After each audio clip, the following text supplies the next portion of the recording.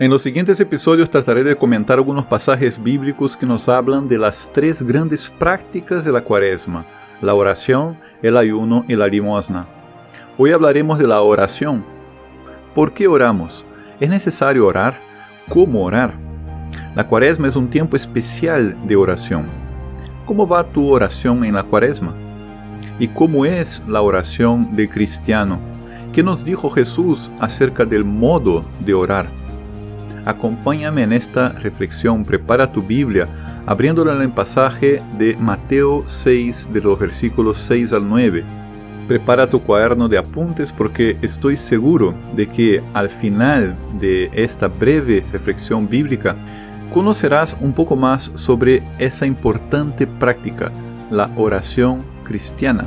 Yo soy Ricardo Braz y te doy la bienvenida a más un episodio de la Cuaresma con la Biblia.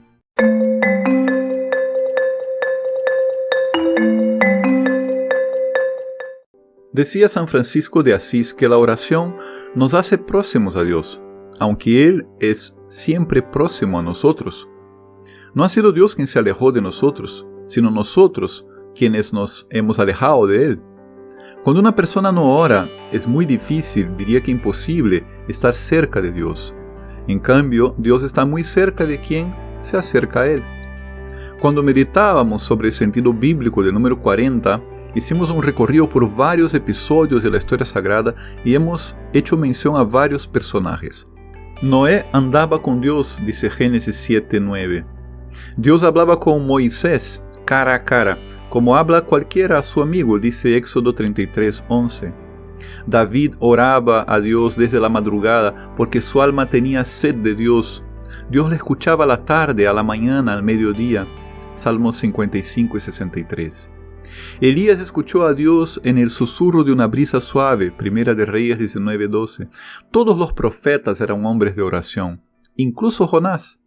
Es imposible estar cerca de Dios sin la oración. Decía el cura de Ars: todos los santos comenzaron su conversión por la oración y por ella perseveraron, y todos los condenados se perdieron por su negligencia en la oración. Digo pues que la oración nos es absolutamente necesaria para perseverar. ¿De dónde brota nuestra oración? Para orar es necesario hacer silencio. El silencio exterior ayuda a la oración, pero antes que nada es necesario un silencio interior, hacer silencio en el alma, es decir, callar todas aquellas voces interiores que perturban nuestra conciencia. En ese sentido es muy importante que la vida esté en coherencia con la fe. Santa Teresa de Calcuta decía que el fruto del silencio es la oración. El fruto de la oración es la fe. El fruto de la fe es el amor. El fruto del amor es el servicio. El fruto del servicio es la paz. Y yo lo digo, la paz en doble sentido, la paz en el corazón y la paz entre los hombres. Nos dice el Catecismo que vivir en Cristo y orar son cosas inseparables. Son inseparables porque se trata del mismo amor y de la misma renuncia que procede del amor. Catecismo número 2745. Amar y orar van de la mano. En efecto, cuando tomamos el Evangelio de San Mateo en los capítulos 6 y 7, vemos claramente esta relación entre fe y vida, entre oración y acción. Son capítulos que nos transmiten el famoso Sermón del Monte, en el cual Jesús dicta varias máximas, es decir, sentencias, principios que orientan nuestra forma de vivir y también de orar. Según Jesús, en el Sermón del Monte, ¿cómo debe ser nuestra oración? Lo leemos en el pasaje de Mateo 6, del 6 al 9. Cuando vayas a orar, entra en tu aposento y después de cerrar la puerta, ora a tu Padre que está allí en lo secreto, y tu Padre que ve en lo secreto te recompensará. Y al orar, no charléis mucho como los gentiles que se figuran que por su palabrería van a ser escuchados. No seáis como ellos, porque vuestro Padre sabe lo que necesitáis antes de pedírselo. Vosotros pues orad así: Padre nuestro que estás en los cielos. Y el texto sigue hasta el versículo 15, con toda la oración del Padre Nuestro. Pero aquí me detengo porque la oración del Padre Nuestro implicaría todo un nuevo episodio y en esta ocasión queremos detenernos en lo que hemos leído. Veamos. Dios dice que cuando vayas a orar, ora en lo secreto, porque el Padre ve en lo secreto. ¿Qué nos quiere decir Jesús? Nos quiere decir que la forma cristiana de orar es interior. Cristo habla de una oración en el propio aposento, con la puerta cerrada. Pero no nos quedemos con ese aspecto formal, porque el Señor utiliza un lenguaje concreto, una forma de hablar típica de los pueblos semitas, utilizando ejemplos. Lo esencial es lo que hemos mencionado, orar desde el interior, desde el secreto del corazón. ¿De qué sirve hablar con Dios con palabras que no vienen desde el profundo del alma, desde el interior de nuestra conciencia? La oración del cristiano tiene alma. Para ello es necesario que el orante, la persona que ora, tome conciencia de sí misma y sea capaz de silenciarse interiormente. Jesús nos da un hermoso ejemplo de oración. Toda su vida transcurre en una constante oración, pero el Señor nos ha querido mostrar cómo encontrar espacios y tiempos especiales para orar al Padre en secreto. Muy de madrugada, el Señor salía al monte para orar. Incluso en varias ocasiones el Señor pasaba toda la noche en oración, como lo leemos en Lucas 6, versículo 12. El monte era un lugar donde el Mesías encontraba el silencio y la paz para estar a solas, en secreto con Dios. También Moisés y Elías se encontraron con Dios en el monte. La historia nos muestra que cada uno de nosotros debe buscar su propio monte, que puede ser el propio aposento o simplemente nuestro cuerpo. Templo del Espíritu Santo, 1 Corintios 6, 19. Los ojos que se cierran y las rodillas que se doblan, las manos que se juntan. Luego dice Jesús, al orar no charléis mucho como los gentiles. La oración del cristiano es sencilla. San Juan Clímaco decía, deja que tu oración sea completamente simple, porque tanto el publicano como el hijo pródigo se reconciliaron con Dios por una sola frase. El valor de la oración está en la disposición del corazón, más que en las manifestaciones exteriores. Dios quiere ser adorado en espíritu y en verdad. Lo vemos en Juan 4:23. Enseguida Jesús completa su enseñanza diciendo que los charlatanes se figuran que por su palabrería van a ser escuchados. Y nos enseña, no seáis como ellos, porque vuestro Padre sabe lo que necesitáis antes de pedírselo. La oración del cristiano es confiada, porque el Padre Celestial es amoroso y no defrauda a sus hijos. En otro momento del Sermón del Monte, Jesús nos dice algo más acerca de ello. ¿Hay acaso alguno entre vosotros que al hijo que le pide pan le dé una piedra?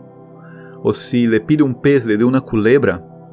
Si pues vosotros, siendo malos, sabéis dar cosas buenas a vuestros hijos, ¿cuánto más vuestro Padre que está en los cielos dará cosas buenas a los que se las pidan? Mateo 7, del 7 al 11. Confiemos, porque Dios siempre nos dará lo mejor. Él sabe mejor que nosotros mismos lo que necesitamos. Él es nuestro Padre. Tengamos hacia Él la confianza que brota de la piedad, esa virtud del Espíritu Santo que nos ayuda a descubrir la paternidad de Dios. Y nadie como Jesús tenía tanta familiaridad con Dios hasta el punto de tratarlo como Abba, esa expresión aramea que significa algo como papito, la forma inocente e entregada con la que un pequeño niño se refiere a su papá. Jesús no solo llama a Dios Padre suyo, sino que nos enseña a orar diciéndole Padre nuestro. En aquel pasaje de Mateo 7, versículo 7, Jesús también dicta la siguiente sentencia. Pedid y se os dará, buscad y hallaréis, llamad y se os abrirá, porque todo el que pide recibe, el que busca halla, y al que llama se le abrirá. De esa enseñanza podemos sacar otra característica de la oración. Es una oración insistente. En la historia sagrada, Abraham nos da el ejemplo de esa oración insistente. Lo vemos en Génesis 18, 16 a 33. En varias ocasiones también Moisés intercedió ante el Señor insistentemente. El pueblo de Israel aprendió de los profetas la oración insistente. Aprendió de hombres como David y Daniel, y de mujeres como Ana y Esther. Nosotros cristianos tenemos además el ejemplo de María y los apóstoles que perseveraban en la oración. Lo vemos en Hechos 1:14. Tenemos el ejemplo de todos los santos que arrebataron el cielo a punta de oraciones insistentes y una caridad perseverante. Dios nos quiere constantes en la oración y goza en recibir el pedido de sus hijos. Orad constantemente, dice San Pablo a los tesalonicenses, 1 de Tesalonicenses 5:17. San Agustín nos ayuda a entender lo que significa esa oración constante e insistente. Dice, orar constantemente no significa estar constantemente arrodillado con los brazos en alto. Existe una oración interior y continua, que es el deseo. Si tu deseo es continuo, continua es tu oración. Callas si dejas de amar. El frío de la caridad es el silencio de la oración, y el fuego del amor es el clamor del corazón. Si la caridad permanece continuamente, siempre clamas. En esta Cuaresma, perfeccionemos nuestra forma de orar. Meditemos en lo que Jesús nos ha enseñado desde el monte. Desde el monte, Él nos enseña con su ejemplo y con sus palabras la forma de la oración cristiana. Una oración desde el alma interior, una oración sencilla y confiada, una oración insistente y constante.